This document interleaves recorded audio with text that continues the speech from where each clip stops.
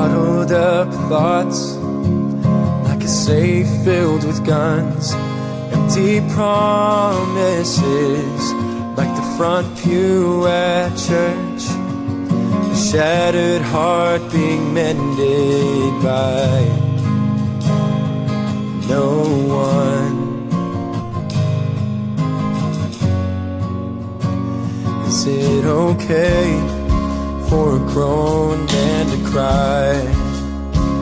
Is it okay to ask someone for help?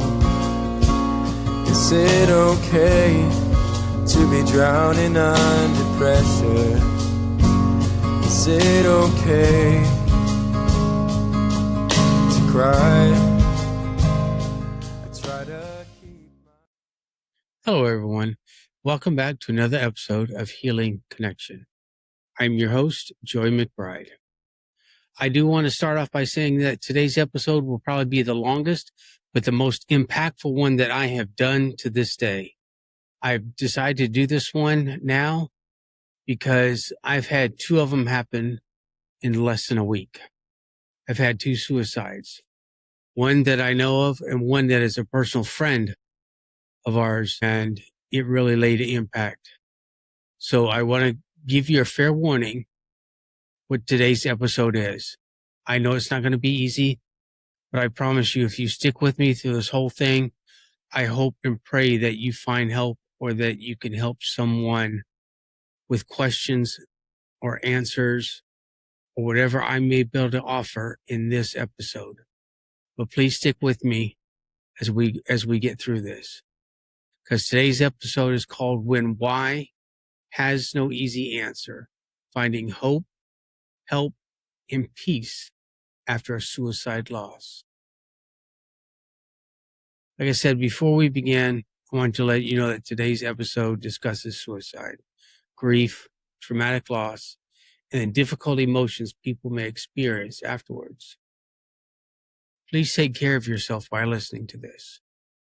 You may need to pause. You may need to listen with someone you trust. You may decide today is not the right day to hear all of this. That is okay. Any of it is okay. And if you are listening because you're thinking about suicide, feel that you cannot keep yourself safe, or afraid you may act on those thoughts, please stop what you're doing and text 988 now. You can even call 988 now. Please do not hesitate. Just do it. You do not have to explain everything perfectly. You can simply say, I am not safe by myself right now, or I'm thinking about suicide and I need help getting through this moment. And this goes for anybody: veterans, first responders, spouses, caregivers, children. Anybody that's in your circle can call 988 or text 988, and somebody will be with you. If you're having a hard time, which I find hard to believe, but if you do have a hard time, the next number you can text is 838255. Do not stay alone with an immediate crisis. Move away from anything you could use to hurt yourself. Get near another person. Call 911 or go to the nearest emergency department if you are in immediate danger, if you can. If you don't feel like you can, then don't do it. Just call. Your life matters more than fear of bothering someone. It matters to me. Everyone matters to me. This may be one of the hardest conversations we have, and something that we have kind of touched on a little bit here and there in Healing Connection. But I wanted to bring that up to you. This is a conversation that we do need to have, because when someone dies by suicide, people left behind often find themselves standing in the middle of a life they no longer recognize. Everything may look the same house, same road, same kitchen table, same photographs, same clothes hanging in the closet, but nothing feels the same. There's suddenly a before and an after. Before phone call, before a knock at the door, before the discovery, before the words that change everything, and after. After they are gone, after the questions begin, after the shock starts wearing off, after everybody else seems to return to normal life while you are still trying to understand how the world can keep moving. You may be asking yourself, why did they do it? What did I miss? Could I have stopped it? Was it something I said? Was it something I did not say? Why did they not call me? Did they know I love them? Is this my fault? What am I supposed to do now? Where do I go? What do I tell the children? What am I supposed to feel? How do I cope now that you are gone? How do I go back to work? How do I sleep? How do I walk into their room? How do I face a birthday, holiday, anniversary, or an ordinary Tuesday without them? Why are there so many questions and so few answers? I will not insult your pain by pretending this episode can answer every question. Tell you right now, it cannot. Sometimes the hardest truth about suicide loss is that we may never receive one complete answer to the question of why. But we can talk honestly about the questions. We can talk about what grief may look like. We can talk about guilt. We can talk about children. We can talk about what to do in the first hours, days, weeks, and even months. We can talk about how to help someone through this. We can talk about hope. We can talk about peace, not the kind of peace that erases the person, not the kind that demands that you move on, not the kind that pretends that this did not change you.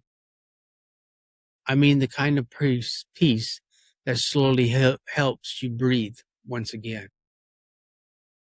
The kind that allows love and grief to exist in the same way. The kind that says, I may never understand everything what happened, but I do not have to destroy myself trying to solve what I cannot fully know. Before we go any further, if you're listening to this at home, I would like for you to do this. Put both feet firmly on the floor. Notice where you are. Look around the room. Take one slow breath. In, hold it, and out.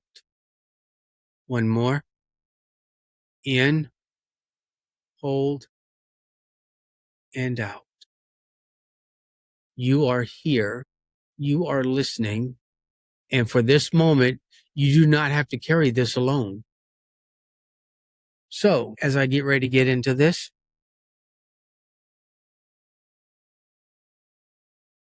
part one, why did they do it?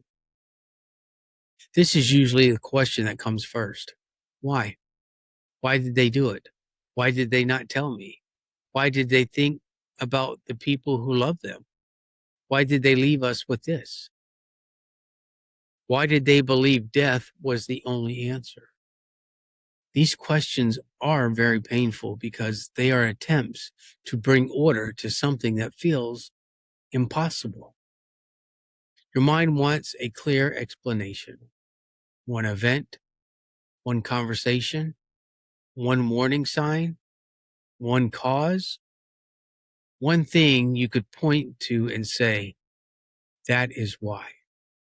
But suicide is rarely the result of a single moment or one simple cause.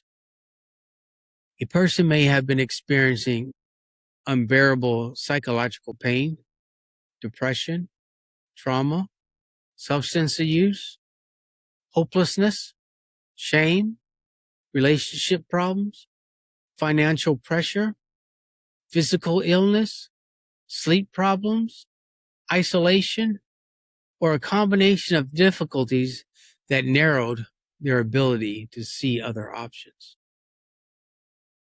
That does not mean they do not love you. It does not mean you were not important. It does not mean their family was not enough. It means their ability to see hope may have become overwhelmed by pain. We should be careful here. We cannot know exactly what another person was thinking unless they told us. Even a note may not answer everything. Sometimes a note creates more questions. Sometimes there is no note. Sometimes the person appears calm. Sometimes they talk about the future. Sometimes they laugh the day before.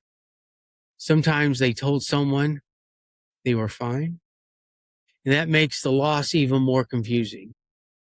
You may be looking backwards now, examining every conversation, every text, every facial experience, every missed call, every change in behavior.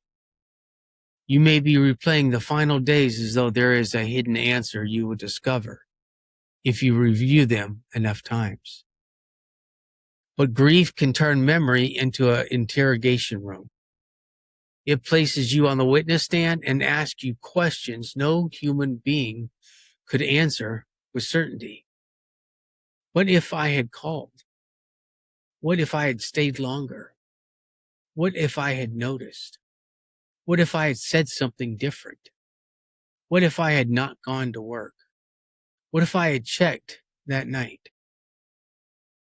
Those questions feel like responsibility. Often, grief creates a version of events where you had more control than you truly did. Because accepting that we could not control another person's private pain is terrifying.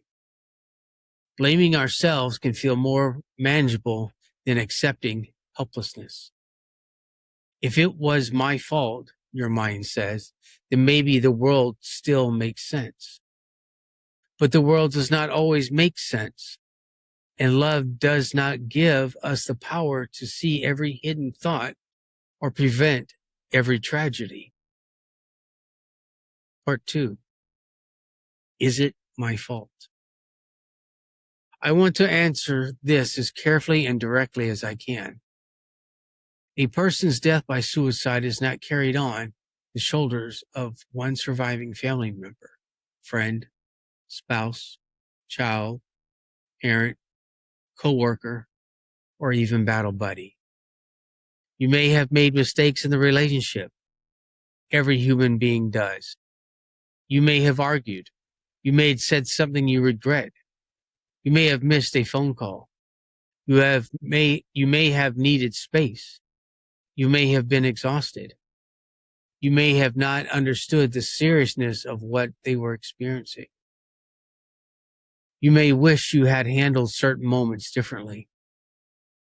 Regret is not the same as responsibility for someone's death. You can feel regret without condemning yourself to a life of punishment. Maybe there were warning signs. Maybe there were not. Maybe some signs only looked obvious because now you know what happened afterwards. Hindsight changes everything. Once we know the ending, earlier moments can appear to point directly towards it. But if you did not have the ending then, you had the information available to you at that time. You were living forward.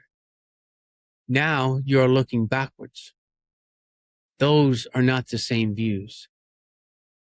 Survivors of suicide loss commonly struggle with questions about missed warning signs, guilt, anger, loneliness, and the reason for death.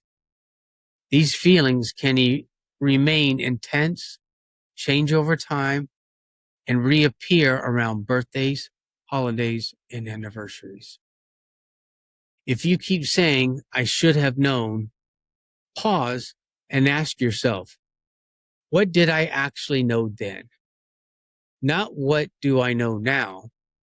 What did I know at that moment? Was I given the full truth? Did I understand the level of danger? Was I trained to recognize it? Did the person hide what they were feeling? Was I also dealing with stress, illness, work, children, caregiving, trauma, or exhaustion? Would I judge another grieving person as harshly as I'm grieving and how harshly I'm judging myself? You may need to say this out loud.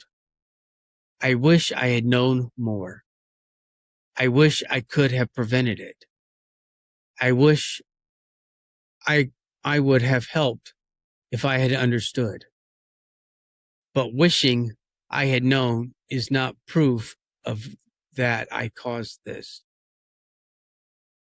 I'm going to say something that may really be difficult to hear. Your love was real, even though your love could not control the outcome. Love is powerful, but love is not mind reading. Love is not 24-hour surveillance.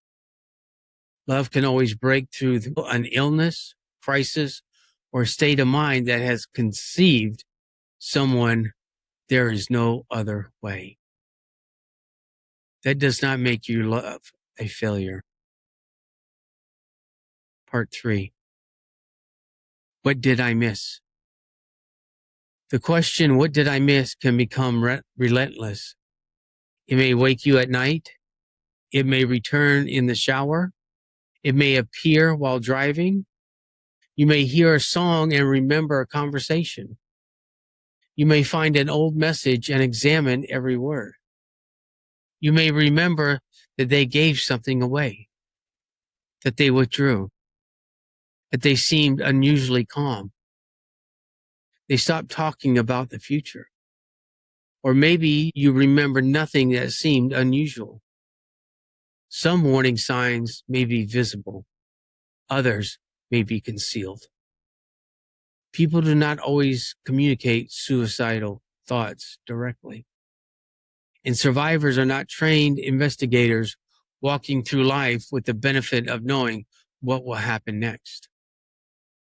You were a spouse, a parent, a child, a friend, a coworker, a brother, a sister, a battle buddy. You are not expected to decode every silence perfectly.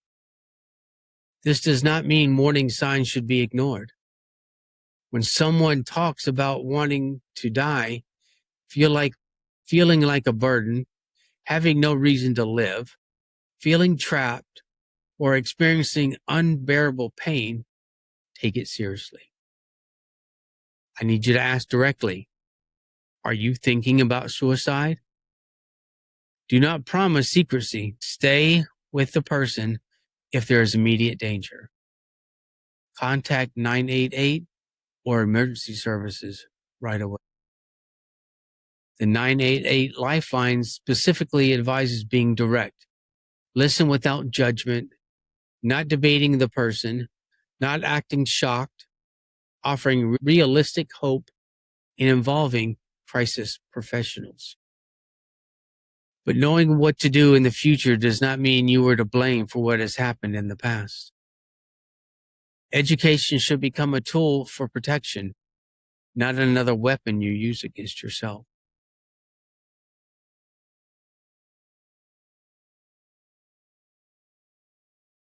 Part 4. Why did they not call me? This question can feel like rejection. Why did they not call? Why did they call someone else? Why did they say nothing? Why did they leave without giving me a chance? I cannot tell you what your loved one was thinking. Nobody should pretend to know. But people in suicidal crisis may believe things that are not true. They may believe that they are a burden. They may believe others would be better off without them. They may believe nobody can help. They may feel ashamed. They may fear being stopped, hospitalized, judged, or exposed. They may be unable to imagine how permanent consequences will be for the people they love. Their failure to call does not prove you were untrustworthy. It does not prove they did not love you.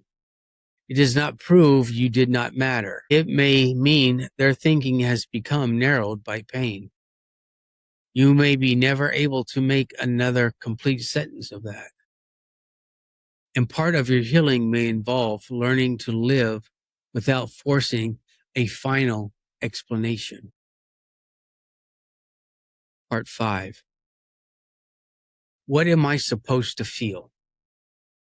You may think grief is supposed to look like sadness, but suicide grief can bring almost every emotion imaginable.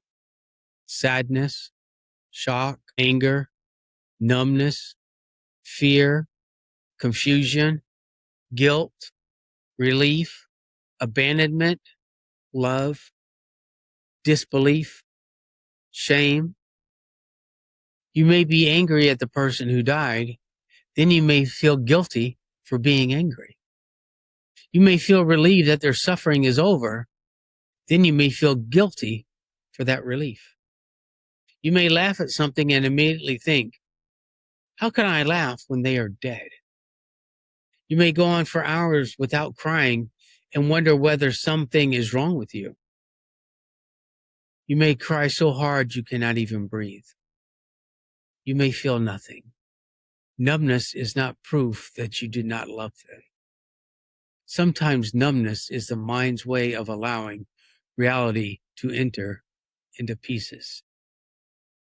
You may also feel physical symptoms, tightness in your chest, exhaustion, headaches, changes in appetite, poor concentration, restlessness, sleep problems, a feeling that the world is unreal.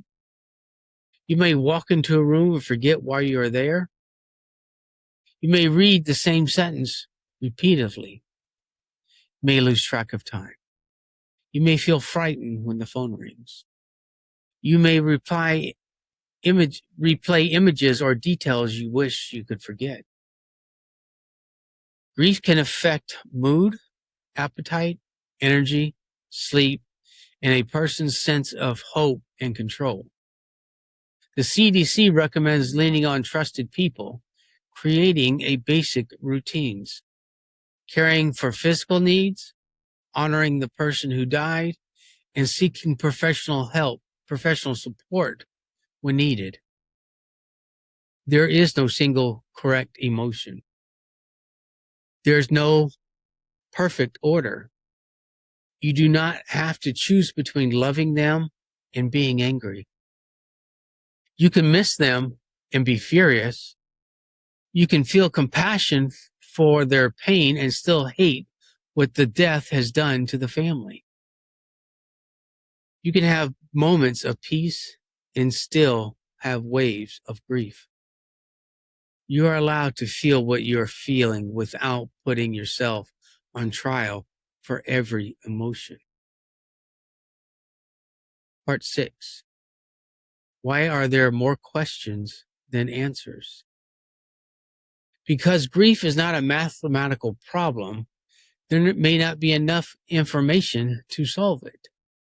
Even if you understood every diagnose, every stressor, every final conversations, and every event leading up to death, understanding would not necessarily remove the pain. Sometimes why means more than what caused this. Sometimes why means how can someone I love be gone? How can this be real? How can the world continue? Why was love not enough to keep him here? Why does my family have to carry this? Those are grief questions. They may not need a factual answer. They may need a place to speak. You may need someone who will sit beside you without trying to finish your sentence, without saying everything happens for a reason. God needed another angel. They are in a better place. You need to be strong. At least they are not suffering. It's time to move on. Even with well-intended words may feel like pressure to stop grieving. A better response may be, I am so sorry. I do not have the answers, but I am here. You can talk about it with me. You do not have to protect me from your feelings. What is today like for you? Would you like company, practical help, or quiet?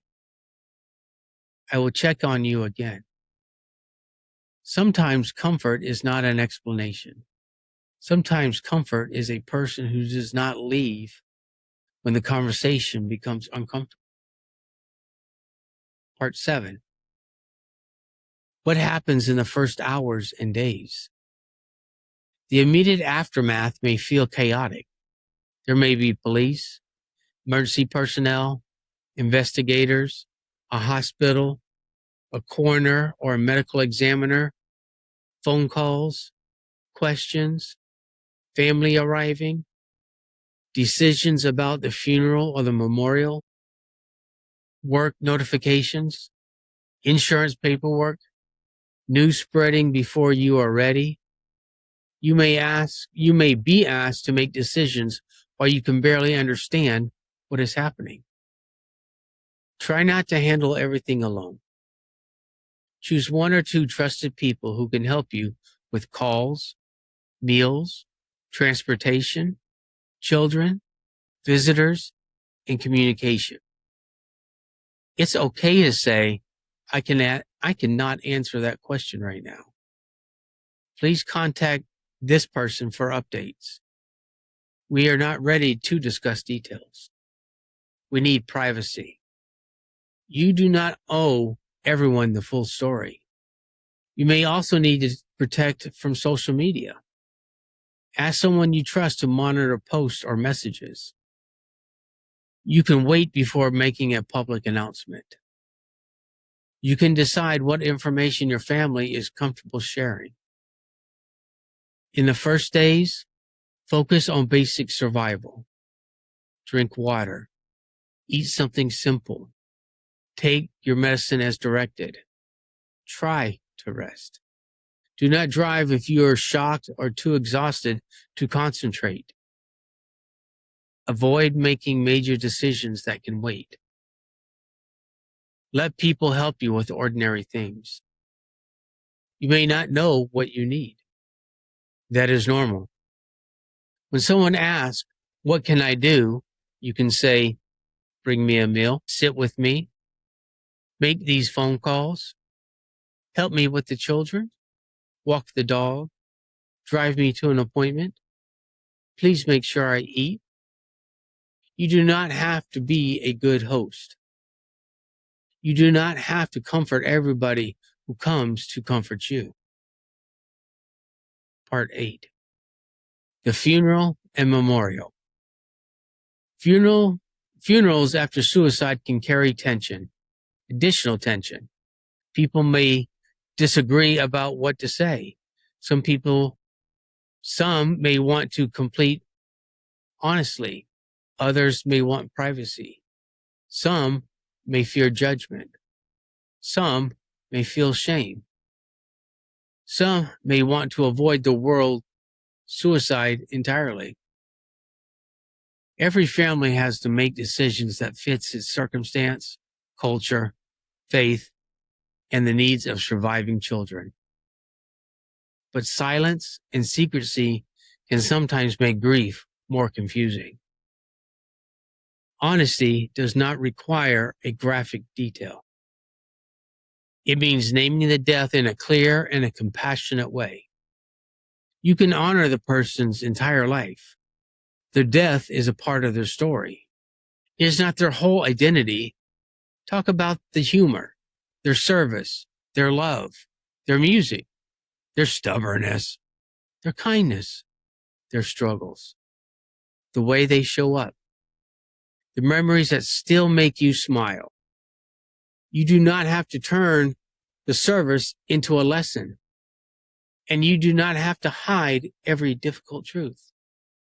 The goal is dignity, not perfection. Part 9. What do I tell the children? This is one of the most frightening questions adults face. What do I say? How much do I tell them? Will the truth harm them? What if they ask how it happened? Children need information that is honest, simple, age appropriate, and given by a trusted adult whenever possible.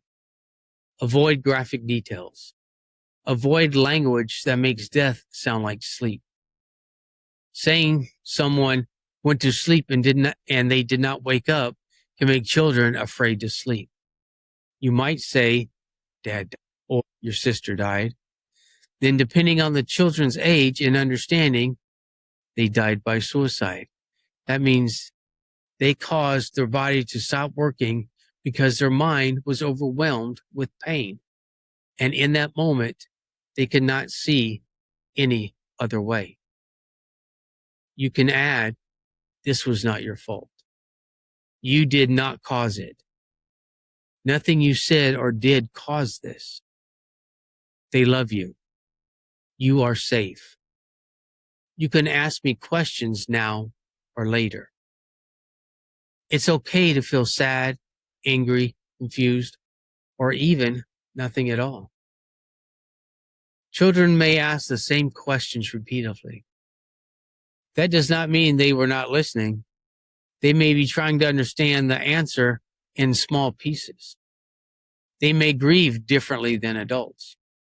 The children may cry and then go ask to play. They may seem fine and then become upset weeks later. They may worry that another family member will die. They may become clingy. They may have difficulty sleeping. They may struggle at school. They may act out. They may try to become the strong one so the adults do not have to have another problem to manage. Tell them clearly. You do not have to take care of the adults. Your job is to be a child. We're going to get help together. Does a school counselor or appropriate teacher know what happens so the children can receive support? Maintain routine whenever possible. Meals, bedtime, school, familiar activities can provide steadiness. Do not force the child to talk, but keep the door open.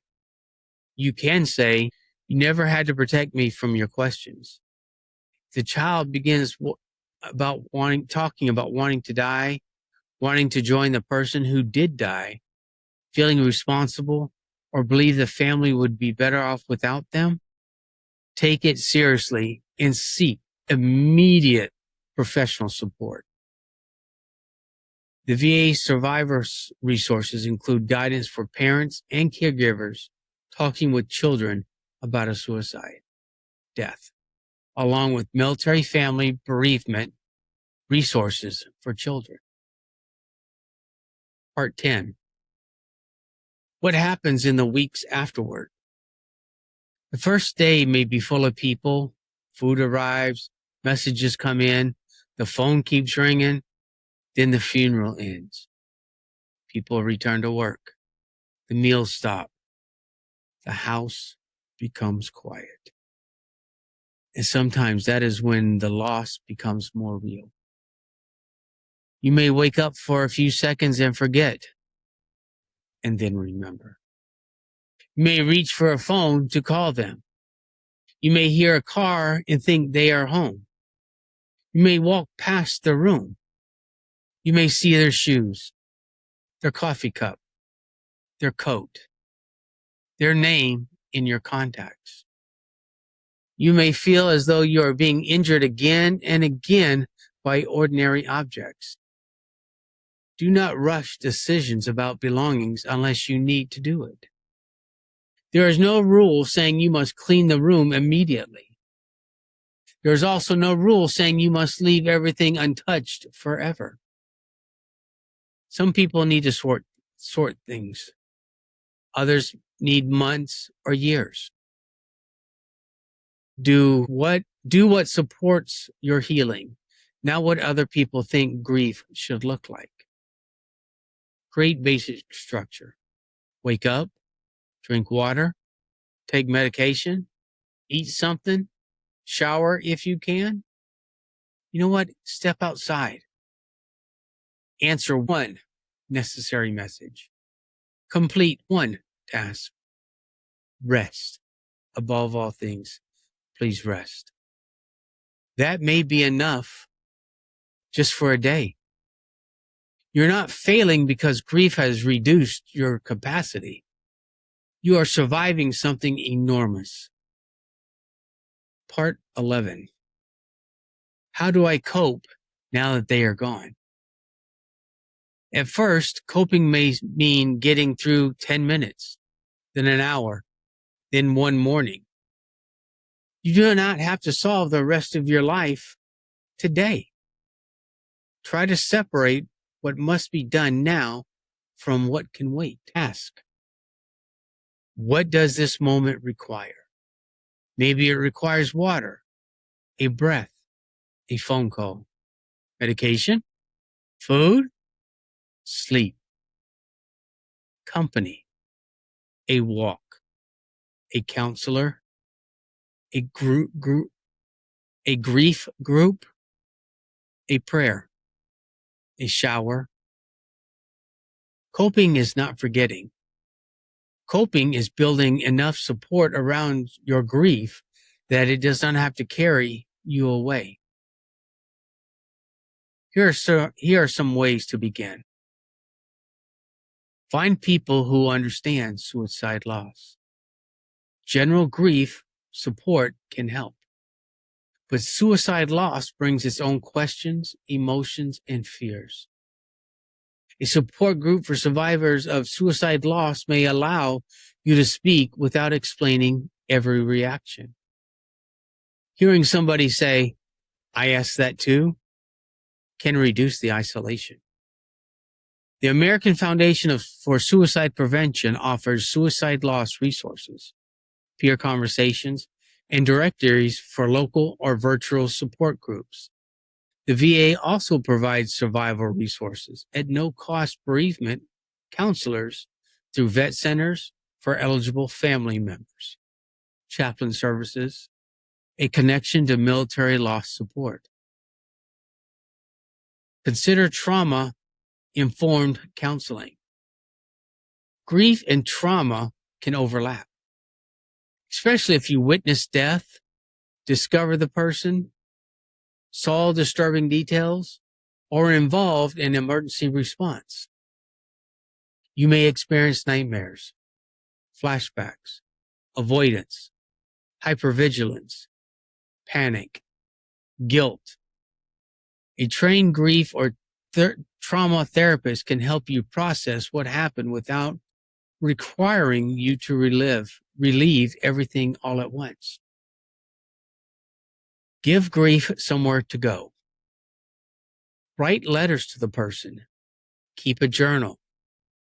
Talk aloud when you are alone. Create a memory box. Make a photo album. Plant something in their name. Participate in a memorial walk. Prepare their favorite meal. Tell stories. Say their name. You do not have to erase the relationship. Relationship changes. Love remains. Care for your body. Grief is physical. Eat regularly, even if food has little taste. You have to keep up your strength, so please make sure that you eat. Drink water. Limit alcohol or other substance. Try to maintain a sleep routine. Walk, stretch, sit in the sunlight. Ask a doctor for help if you cannot sleep, eat, function, or manage intense anxiety. Watch for your own crisis. Suicide loss can increase emotional distress, depression, trauma symptoms, and suicidal thinking in some survivors. If you begin thinking, I want to go with them, my family would be better off without me, there is no reason to continue, I cannot survive this, do not keep those thoughts a secret. Tell someone directly. Call or text 988. I will repeat that over and over. Call or text 988. Get near another person. Ask someone to secure firearms, medication, or other potentially dangerous items while you are in crisis. You are not being betrayed by the person who died by choosing to stay alive. Part 12. Anger at the person who died. Some survivors are afraid to admit this, but you may be angry. You may want to ask, how in the hell could you do this to us? How could you leave me to tell the children? How could you leave these bills? How could you leave your parents? How could you leave your battle buddies? How could you make me carry this? That anger does not mean that you do not love them. Anger may be part of the wound. It may sit beside sorrow, but you do not have to clean up your emotions before bringing them to counseling, prayer, or a trusted person.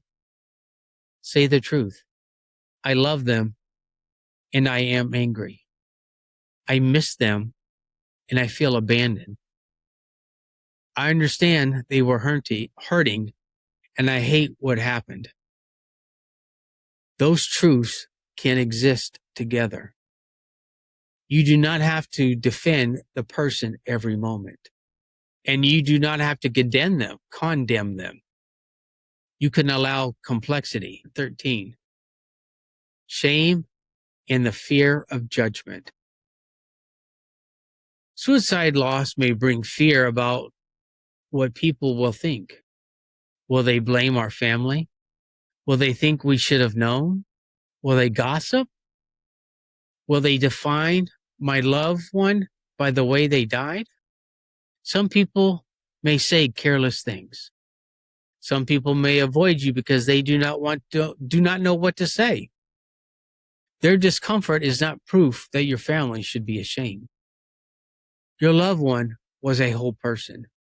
They had a name, they had history, they had a laugh, a favorite song, a story or stories. They had strengths. Everybody, and including them, had flaws. People who loved them. The death by suicide does not erase the years that came before, and it does not make your family a failure. Part 14. How this loss may change you. You may never be exactly the person you were before. That does not mean you will never feel whole again. It means traumatic loss changes the way a person sees life. You may become more anxious about other people. You may panic when someone does not answer the phone. You may become overly watchful. You may fear another loss. You may feel responsible for keeping everyone alive. You may notice every sad expression and wonder whether there is danger behind it. You may struggle to trust peace. You may become more compassionate. You may become involved in prevention work. You may want to help others, or you may want to do nothing with the subject for a long time. There is no requirement, meaning that you must create from the loss. You are not obligated to turn tragedy into a mission. But sometimes, over time, people discover ways to honor that person, helping others, supporting prevention, sharing a story, checking on the strong ones, speaking honestly about mental health, serving a community. That meaning should grow naturally. It should not be forced onto fresh grief. 15. Birthdays, holidays, and anniversaries. Grief often changes around important dates. The anniversary of a death, the person's birthday, your birthday, the holidays, Father's Day, Mother's Day, graduation, weddings, the first day of school, the day a child reaches the age their parents was when they died. You may feel the grief building before you consciously remember the date. Prepare in advance. Decide what you need. Do you want company, privacy, a memorial activity, a meal with family, a visit to a meaningful place, a break from tradition? It's okay to change plans. It's okay to leave early. It's okay to laugh. It's okay to cry. It's okay to include the person's name. It's okay not to make every special day about the loss. You are allowed to live.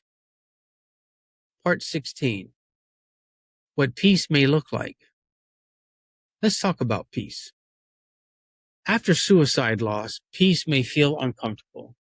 You may think peace would mean accepting what had happened, approving of it, forgetting the person, letting them go. But peace does not mean any of those things.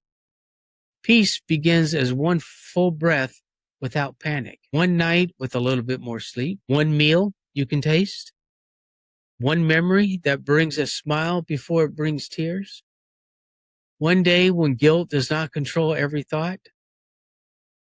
Peace may mean you stop trying to solve the unanswerable question every hour. Peace may mean saying, I do not know why everything happened the way it did. I wish the story had ended differently. I will always miss them. But I am no longer going to make myself the next casualty of this loss. That is not betrayal. That is healing. Peace does not ask you to stop loving them. Peace gives you love somewhere gentler to live. Maybe their memory becomes less connected only to the final day. Maybe you begin remembering the whole life again. The jokes, the trips, mistakes, the music, ordinary mornings, the way they smiled, the things that drove you crazy, the moments that made you very, very proud. Over time, death may stop occupying every corner of the relationship. Their life begins returning to the story. Part 17. What can friends and family do? To the person supporting someone after a suicide loss, do not disappear because you are afraid of saying the wrong thing. Say, I am sorry. I am here. I do not have the right words. I remember them. Would you like to tell me about them? Use the person's name. Check in after the funeral. Check in a month later, 3 months later, on the birthday, near the anniversary. Do not say, call me if you need anything, and soon the grieving person will know how to ask. Offer something specific. I'm bringing dinner Tuesday. Does 5 or 6 work better? Can I drive the children to school? Can I sit with you during the appointment? Can I help make phone calls? Can I come over and say nothing? Do not pressure them to forgive. Do not pressure them to find meaning. Do not tell them how long grief should last. Do not compare every loss. Listen. And remember that helping someone through suicide grief may bring up your own emotions. The 988 Lifeline encourages supporters to seek help for themselves when needed. Part 18. A message to veterans and first responders. I want to speak directly to veterans and first responders. We sometimes live in cultures where people are expected to carry hard things and keep moving. You may have responded to suicide scenes. You may have lost a battle buddy, a member of your unit, a partner, a coworker, someone you serve beside. You may carry grief mixed with professional training. You may know procedures. You may understand what happened physically, but that knowledge does not protect your heart. You may also carry survivor's guilt. Why them and not me? Why did I make it home? Why did I miss the call? Why did I not see how bad it was? As an Army veteran living with PTSD and TBI, I know that the mind can replay things. It can bring old pain into the present. It can tell us that asking for help is weakness. But I want to tell you something directly. You do not have to earn help by reaching the edge. You do not have to wait until grief becomes a crisis. Talk to someone who understands military or first responders culture. A peer, a chaplain, a counselor, a vet center, a trusted leader, a grief group. The VA states that survivors of a veteran or service member suicide may have access to no-cost vet center bereavement counselors, chaplain support, suicide loss resources, survivor benefit information, and other services. Strength is not pretending the death did not affect you. Strength is refusing to let silence take another person. Part 19. A practice for the wave. Grief often comes in waves. When one hits, try this. Put your feet on the floor. Name 5 things you can see. Take one slow breath. Place your hand on your heart if that feels comfortable and say, this is a wave of grief. It is painful. It will change. I do not have to solve everything during this wave. I only have to stay through this moment. Then choose one person to contact. You can write, I am having a hard wave. Can you stay with me on the phone? Stay on the phone with me? Or, I do not need advice. I just don't want to be alone. There is courage in sending that message. Part 20. A letter to the person blaming themselves. I want to speak as though I'm sitting right across from you. You may have replayed the past countless times. You may have built a courtroom inside your mind. You may have acted as the prosecutor, judge, witness, and defendant. And every time, you find yourself guilty. But grief is not a fair judge. It uses information you did not have.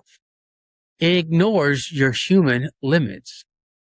It forgets the times that you did not show up, the conversation you had, the meals you shared, the rides you gave, the calls you answered, the love you offered, the ordinary ways you cared. You were not perfect, neither was the person you lost. But perfection was never the requirement for love.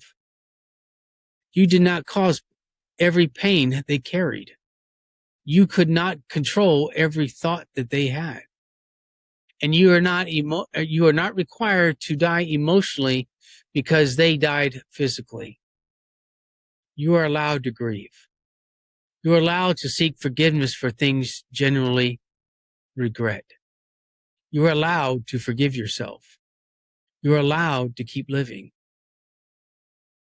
Part 21. Hope after suicide loss.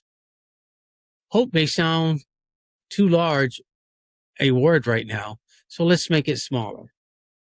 Hope is making the next phone call, taking a sip of water, letting someone sit beside you, telling the truth in counseling. Hope is hearing your child laugh and letting yourself feel its warmth. Hope is waking up on the first anniversary and realizing you survived a year you thought would destroy you. Hope means saying the person's name. Hope is remembering their life, not only their death. Hope is accepting that peace and pain may sometimes sit beside each other. Hope is not a promise that grief disappears. It is a possibility that grief will not always affect exactly like this. People who have experienced suicide loss describes healing as a long process, often lived one day at a time, with connections and support helping them carry on what happened. The pain can become difficult. The waves may become less constant. Your life can expand around grief. There can be birthdays, graduations, music, friendship, purpose, love, rest, peace. Not because the person did not matter, because they did. So, why did they do it? You may never have one complete answer. What did you miss? Maybe there was things you could not see, things you could not understand, or things that only appear clear right now. Was it your fault? Regret may be part of your grief, but you are not required to carry total responsibility for another person's private pain and final action. What do you tell the children? Tell them the truth gently. Tell them they are loved.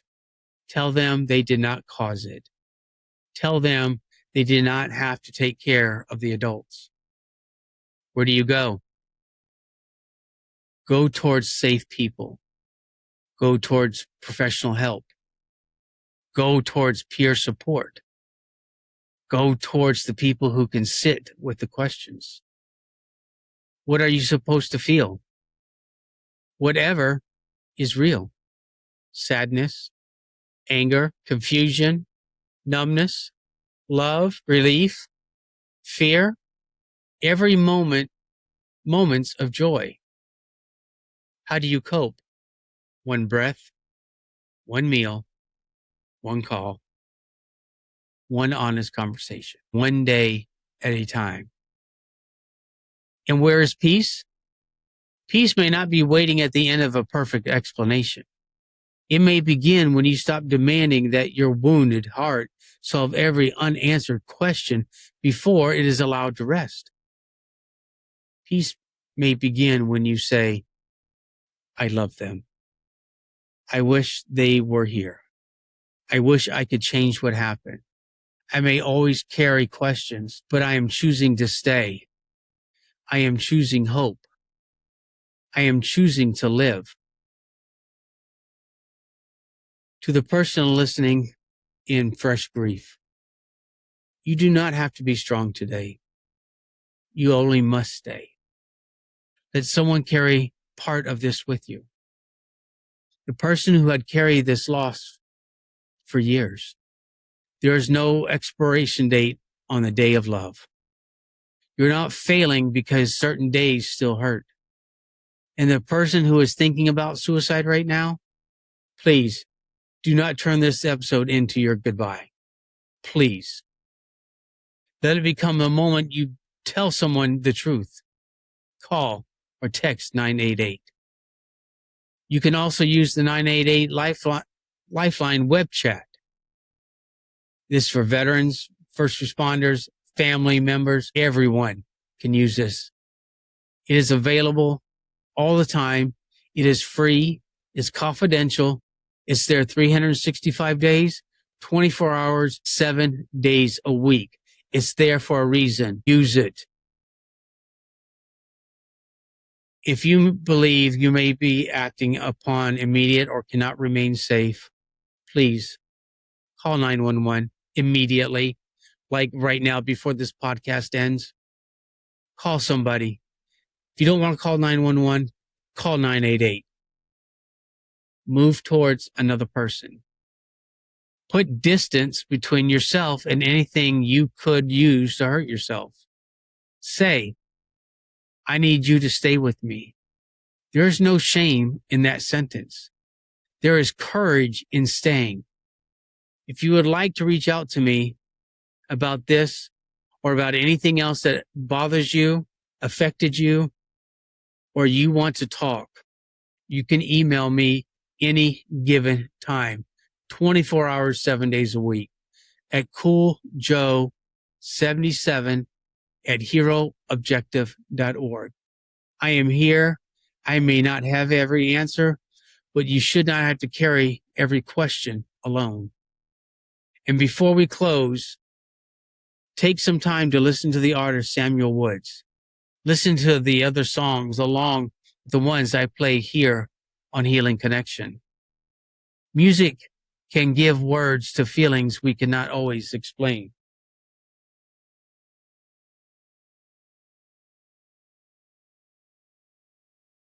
I want to give you, and I do not do this because I do not try to make people think I'm trying to push religion on them, because I'm not. I stay neutral. It doesn't matter what religious background you are, you can always talk to me. But today, this one kind of spoke to me. It's Revelations chapter 21, verse 4. He will wipe away every tear from their eyes. There will be no more death, no more mourning, no crying or pain, for the old orders of things has passed away. Look at that for a while, reminisce on it, but don't dig too deep into it where it'll spin you down a sparring hole and you can't think. Pick a little bit of a part. Talk about it with somebody.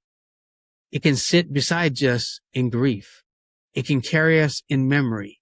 And sometimes it can help us toward a little peace. Thank you for trusting me with this difficult conversation.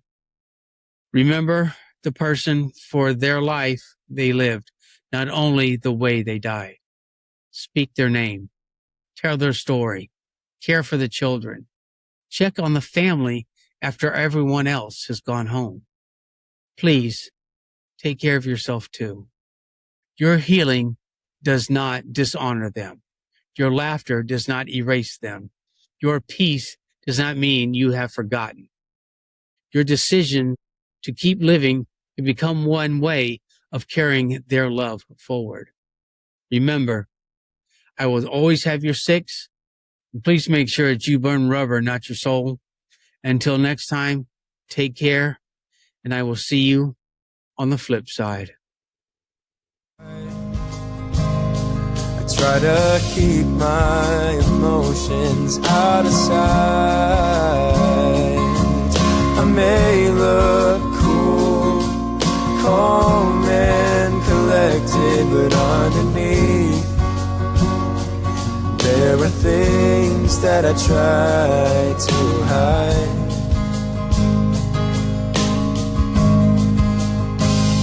Am I okay anymore? 'Cause the world around me says no more. Is it okay for a grown man to cry? Is it okay to ask someone for help? Is it okay to be drowning under pressure? Is it okay to cry? Will I be okay in this world that's filled with hate? Will I give in to thoughts that I cannot escape? Or will I be the one